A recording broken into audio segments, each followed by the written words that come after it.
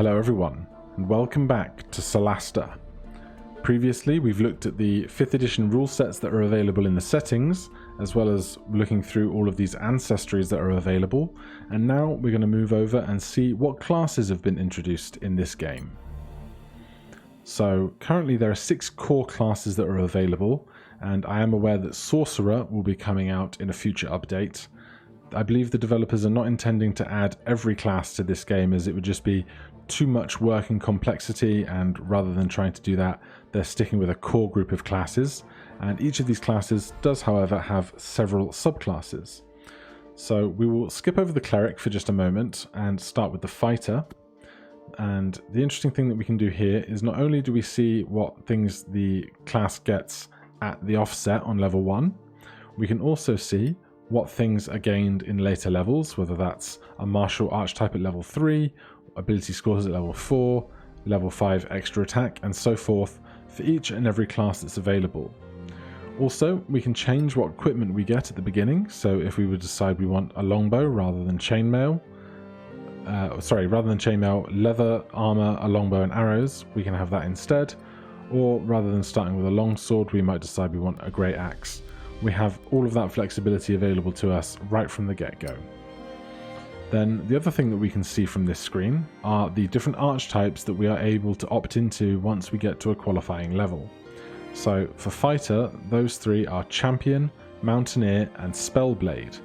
The champion you'll recognize from 5th edition. It's available in that SRD document that I mentioned back in the rules explanation.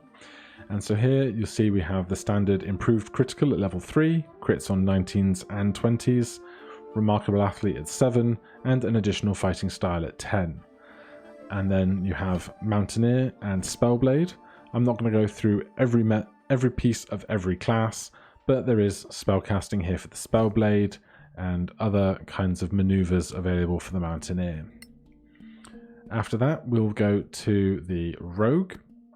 Rogues again have all of the standard class features that you would expect, but also we can see the roguish archetypes.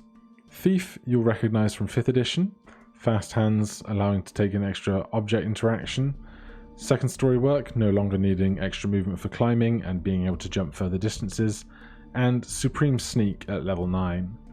Then the homebrew versions that have been introduced here are the Dark Weaver as well as the Shadowcaster. Shadowcaster gaining spellcasting, not too different from the Arcane Trickster in 5th edition. Next, let's take a look at the Paladin. The Paladin always gets a Sacred Oath, and here we have 3 options. The Oath of Devotion is in 5th edition, as you'd expect, and you have your expanded spell list, your channel divinities, and your Aura of Devotion at level 7. Then there's the Oath of the Motherland and the Oath of Termar, each with their own highlights. After that, we'll take a look at the Ranger. The Ranger, again, all the regular stuff. We get to choose what our favoured enemy is at level 1, as well as our Natural Explorer location choice. And apart from the equipment, we of course have the knowledge of the Ranger archetypes. Hunter comes to you from 5th edition. Hunter's Prey at level 3, choose one of the following hunting specialities, and defensive tactics, so you can choose one of these other skills later on at level 7. Then we have the Marksman and the Shadow Tamer with their own unique abilities. So that just leaves the Wizard and the Cleric. Let's take a look at the Wizard and then we will finish with the Cleric. So the Wizard, again, you see you have your spellcasting, including ritual spellcasting, and then you have your arcane traditions. None of these 3 are featured in the player's handbook. They are all custom creations by the developers. And so we'll just take a look at Shock Arcanist here. Arcane Warfare. When casting spells from the war list, they count as being cast as 1 slot higher than the one you usually use. Burning Hands, Magic Missiles, Thunderwave, Acid Arrow, Scorching Ray, Flaming Sphere, Fireball, Lightning Bolt, Ice Storm, Cone of Cold. I presume that to be the war list. Level 6, Arcane Fury. Add your proficiency bonus and intelligence bonus to your evocation spell damage for 1 minute. Recharges after a long rest. It's very interesting. And level 10, Arcane Shock. An overcharge, you overcharge your mana and become restrained until you end your turn. However, you can cast an attack spell. When you cast an attack spell, your damage dice is always above average. In return, you make a Constitution saving throw of DC 14 and take 2d6 psychic damage if you fail. And you also get Wizard Weapon Proficiencies Constitution. I think that might be Wizard Saving Throw at level 10, but hard to be sure. Then lastly, there is the Cleric.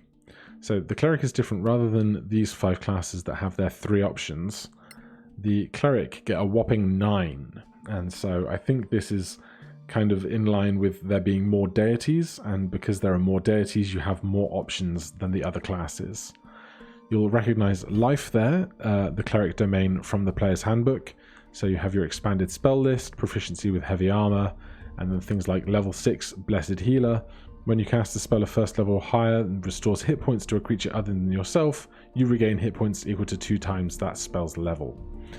But then we have other things such as, for example, Lore. So you get your Divine Domain spells, proficiency in Intimidation, and advantage on Intimidation checks, and Unyielding Enforcer, advantage on rolls to resist being shoved or moved by magical means. Then you also get things like level 6, Word of the Law, break the concentration of an enemy spellcaster. That seems incredibly strong. As for the rest of these, there's so many I haven't looked through every individual ability of every one, but I look forward to learning about them in time.